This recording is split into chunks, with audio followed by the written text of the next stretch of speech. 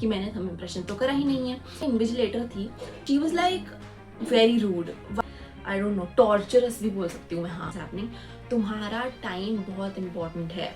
अब मैं उस केस स्टडी को पढ़ ही नहीं पा रही हूँ ध्यान से, तो मेरा वो एक क्वेश्चन वहाँ पर गलत हो गया था। बहुत, एक तो गर्मी का एक्सट्रीम वेदर रहता है, but actually what happened was completely उल्टा। लास्ट मिनट रिविजन अगर आप करोगे तो आपके साथ यही होगा। मेरे पेरेंट्स मेरे को पिक करने आए, तो I was just holding back tears की बस रो ना दूँ यहाँ पे।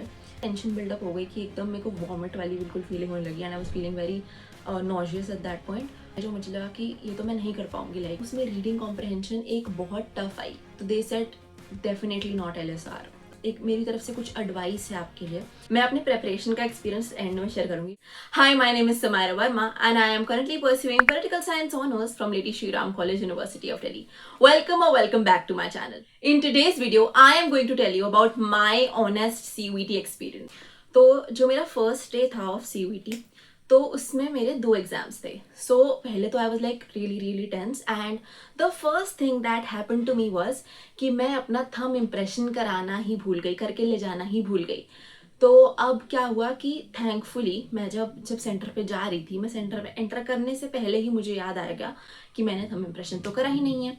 तो फिर एंड वहाँ पर बहुत सारे प्रिंट आउट वाले भैया एंड लाइक वो इंक एंड ऑल लेके बैठे थे, तो मैंने वहाँ से अपना थंब इम्प्रेशन करवाया। So that was my first day का फर्स्ट एक्सपीरियंस, तो मतलब ये मेरे साथ पहला हो रहा था।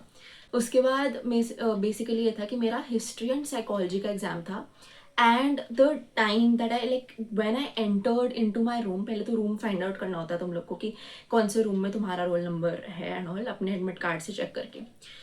तो मैं जब गई वहाँ पर, एंड वहाँ पर ना कुछ स्कैनिंग करते हैं, कुछ they scan you through like photo and या फिर and they also put I think thumb impression वहाँ पर भी। तो जो मेरी इन्विजिलेटर थी, तो she was like very rude.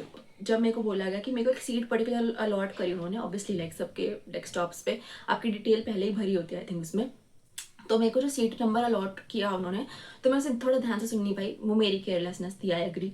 तो फिर मैं वहाँ जाके जो एक तो किसी सीट नंबर पे जाके बैठ गई थी, एंड देन आई थॉट कि शायद उन्होंने कुछ और बोला था। तो मैं उनसे जब दोबारा कंफर्म करने गई, तो शी इज़ लाइक तुमने सुना नहीं एक बारी में, अब मैं नहीं बताऊंगी करके। And I was like okay what do I do now, so and obviously like next minute she had to tell.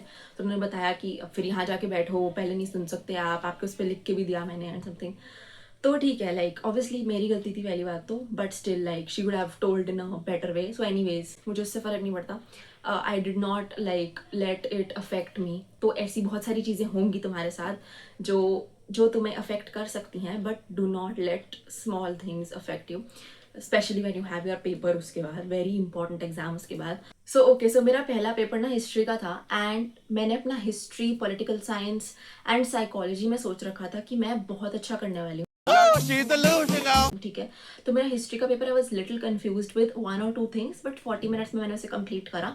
And after that जो बचे हुए टाइम था, मैंने उसमें लाइक रिविजन करी, और जो स्किप्ड क्वेश्चंस थे वो उसको मैंने थोड़ा कंप्लीट करने की कोशिश करी, एंड मैंने सारे ही क्वेश्चंस अटेम्प्ट कर दिए, and I was really happy, it went really well. और उसके बाद मेरा कॉन्फिडेंस बहुत हाई हो गया था। ठीक है, उसके बाद मेरा था साइकोलॉजी का पेपर नेक्स्ट। अब क्या होता है कि बीच में गैप नहीं होता है, सो ठीक है 2 पेपर तक तो फिर भी ठीक है, बट 3 जब पेपर होते हैं आपके इकट्ठे, तो it just becomes like really, I don't know, torturous भी बोल सकती हूँ मैं। हाँ, क्योंकि बहुत ज़्यादा एकदम आपको, तुम्हें अटेंशन स्पैन अपना बिल्कुल एकदम उस पर ध्यान लगा के तुम्हें एग्जैक्टली बिल्कुल करेक्ट आंसर लिखने होते हैं। सो एनीवेज, तो अभी तो मेरे 2 पेपर थे, बट स्टिल लाइक साइकोलॉजी का पेपर देते हुए मुझे प्रॉब्लम हो रही थी। वाई? बिकॉज मैंने 1 घंटे पूरा एकदम ध्यान दे के अपना हिस्ट्री का पेपर करा है। सो एकदम वापस से तुम एक बिल्कुल शुरू करोगे नया पेपर, तो उसमें थोड़ा इट टेक्स थोड़ा टाइम। तो खैर इन साइकोलॉजी ऑल्सो मेरा काफ़ी अच्छा हुआ वो paper. I was confuse with 1 case study, and now that वही कि मेरा थोड़ा कॉन्सेंट्रेशन अटेंशन थोड़ी कम हो गई थी, तो अब मैं उस केस स्टडी को पढ़ ही नहीं पा रही हूँ ध्यान से, तो मेरा वो एक क्वेश्चन मैं वहाँ पर गलत हो गया था। तो I scored 100 percentile in my my history exam, but मेरा साइकोलॉजी का एग्जाम थोड़ा सा ख़राब हो गया था, तो मेरा एक क्वेश्चन गलत हुआ था साइकोलॉजी में। एंड या so the first day still went really well. ठीक है, बट जो फर्स्ट गलती हो गई थी वो ये कि मैं थंब इम्प्रेशन कराना भूल गई थी, और इन्विजिलेटर के साथ। एंड हाँ, AC वर्क नहीं कर रहा था, मैंने अपने पहले भी रील में बता रखा है कि लाइक इट्स बहुत, एक तो गर्मी का एक्सट्रीम वेदर रहता है और AC काम नहीं कर रहा होता, तो ओनली यू नो कि तुम कैसे पेपर देने वाले हो अपनी अटेंशन लगा के पूरे उस पर।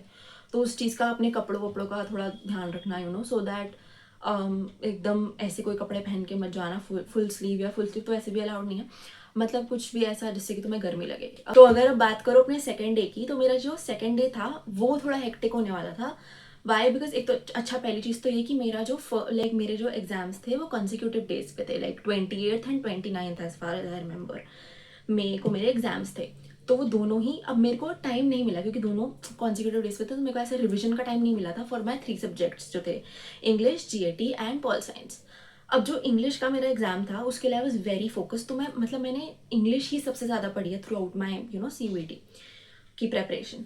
तो मैंने उस दिन भी जब मैं घर वापस आई तो मैंने सोचा कि आई हैव टू रिवाइज, ऐसे तो नहीं जाऊँगी।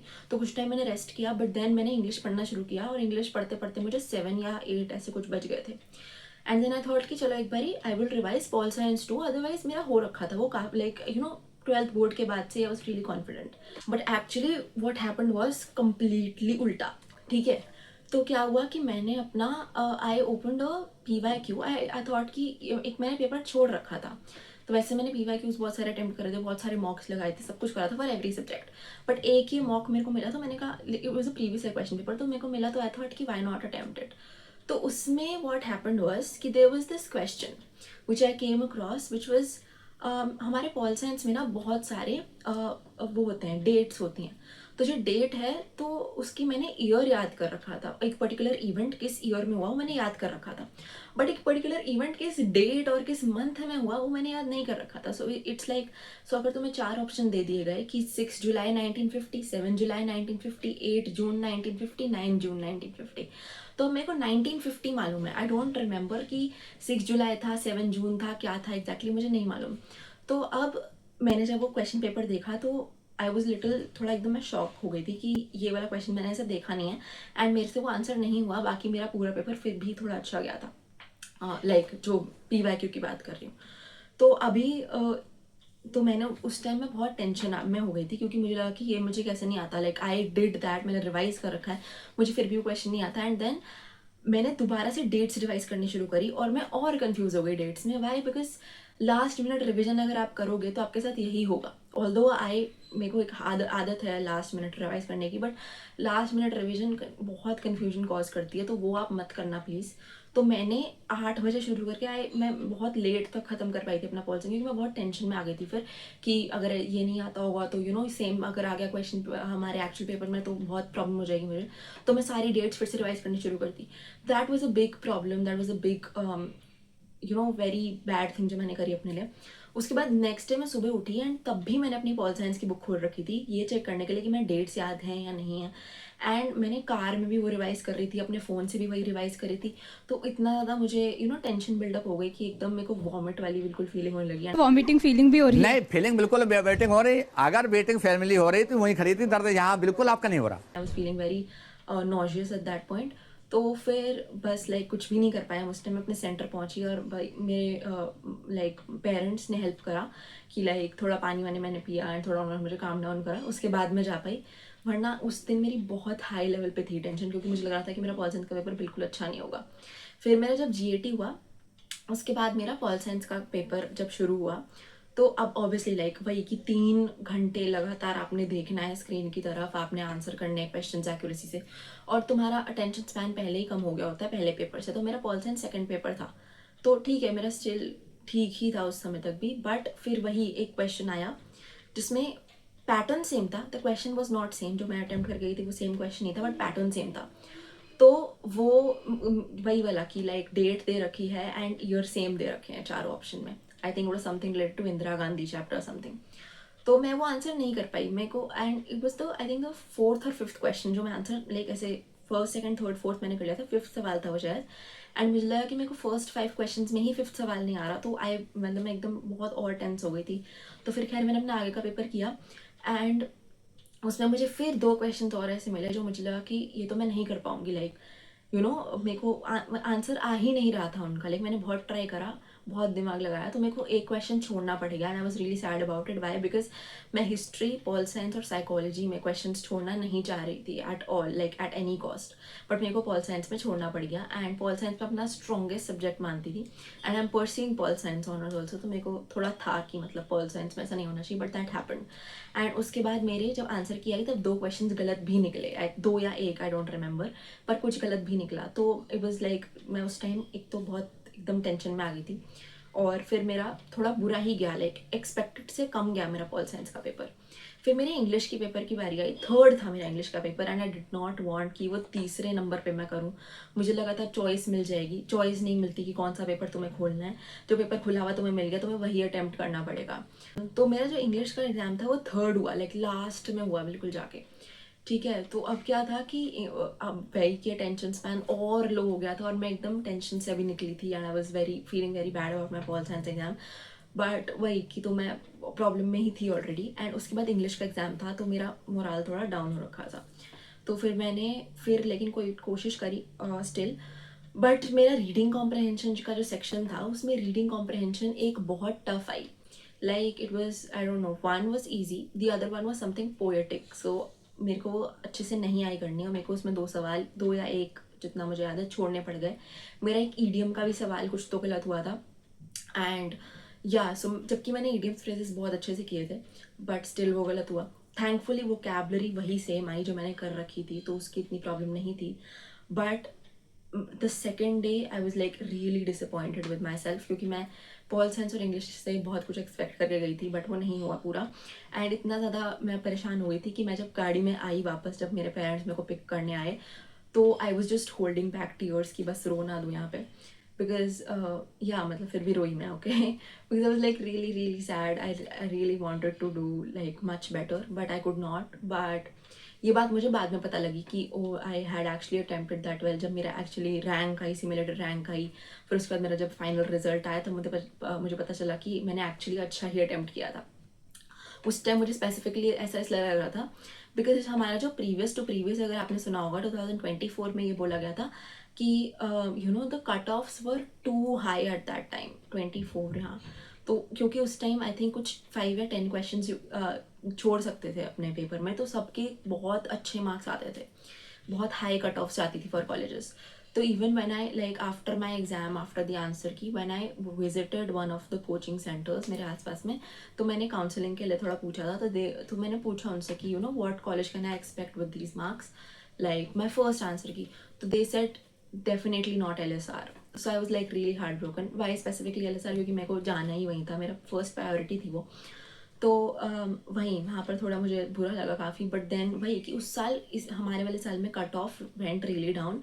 Y? Because the papers were I think little bit tough and specifically because obviously 10 questions की जो ऑप्शन पहले मिलती थी वो हटा दी थी उन्होंने। तो yeah the cutoff had to actually go down. So yeah ये तो मेरा पूरा मैंने बता दिया कि जब मैं पेपर दे के आई उस दिन का बाद। अब I would like to tell you a few things, एक मेरी तरफ से कुछ एडवाइस है आपके लिए विच यू मस्ट फॉलो, जिससे कि आपका पेपर अच्छे से हो पाए। तो पहली चीज़ तो ये कि सारा सामान लेके जाना, जो जो चीज़ें हैं सब पैक करके जाना। और अगर तुम चाहते हो तो मैं लास्ट 2 डेज़ का तुम्हें बता सकती हूँ, कमेंट में लिख देना लास्ट 2 डेज़ और जल्दी से सब्सक्राइब कर लो मुझे, जिससे कि मैं तुम्हें बता पाऊँ कि लास्ट के 2-3 दिन में तुम्हें क्या करना है एग्जैक्टली और किस तरीके से प्रिपेयर करना है। दूसरी चीज़ ये है कि लास्ट मिनट रिविजन बिल्कुल मत करना, कोई भी नया कॉन्सेप्ट नहीं उठाना। इसके अलावा please do not get distracted by anything. आपके सेंटर पे भी अगर कुछ हो रहा है, कुछ भी गड़बड़ हो गई है, do not get distracted by it, do not panic. तो एक ऐसा भी होता है, जब मैं डिस्ट्रैक्शन की बात कर रही हूँ तो, कि आपके 2 पेपर हैं, दूसरे पर्सन आपके 3 पेपर हैं, दूसरे पर्सन के 2 पेपर हैं। ऐसे बहुत लोग होते हैं कि इनके 2 पेपर होंगे जिस दिन आपके 3 होंगे। तो ऐसा होगा कि आपका तीसरा पेपर शुरू हुआ है and they all of them have to leave. अब लीविंग के प्रोसेस में भी उनको कुछ साइन वाइन अगर करना हुआ, कुछ थोड़ा वो होता है, तो दे ऑल गेट अप और बड़ा शोर मचता है and then they all leave. तो उस समय आपको ऐसे मतलब उनकी तरफ देख के डिस्ट्रैक्ट नहीं होना कि ये लोग क्या कर रहे हैं and what all is happening. तुम्हारा टाइम बहुत इंपॉर्टेंट है। तुम्हारा जब अटेम्प्ट करते हुए जो टाइम है, जो 1 घंटा तुम्हें मिल रहा है, वो बहुत प्रेशियस है। तो उसको अच्छे से एक एक मिनट उसका यूज़ करना है आपने बहुत अच्छे से, ज़्यादा डिस्ट्रैक्ट नहीं होना है इधर उधर से। एंड रिमेंबर कि ये तुम्हारा पेपर है, तुम्हारे इन्विजिलेटर का नहीं, तुम्हारे आसपास के लोगों का नहीं, तुम्हारा पेपर है, राइट। तो तुम्हें अगर कोई भी गड़बड़ लग रही है कि कुछ गलती हो रही है, कुछ सिस्टम में कुछ प्रॉब्लम आ गई, कुछ भी इशू हो रहा है, तो इन्विजिलेटर को आप बताएंगे सो दैट वो आपकी प्रॉब्लम को जल्दी से रिजॉल्व कर पाएँ। और कुछ भी वंस अगेन कुछ भी कोई भी प्रोसीजर करना मत भूलना। आपका एडमिट कार्ड लेके जाना, आधार कार्ड लेके जाना, फ़ोटोज़ लेके जाना, फ़ोटो मिसमैच फॉर्म का वो लेके जाना, साइन वाइन जो भी करना है करके जाना, थंब इम्प्रेशन लगा के जाना, सब कुछ प्रिपेयर अच्छे से होके जाना।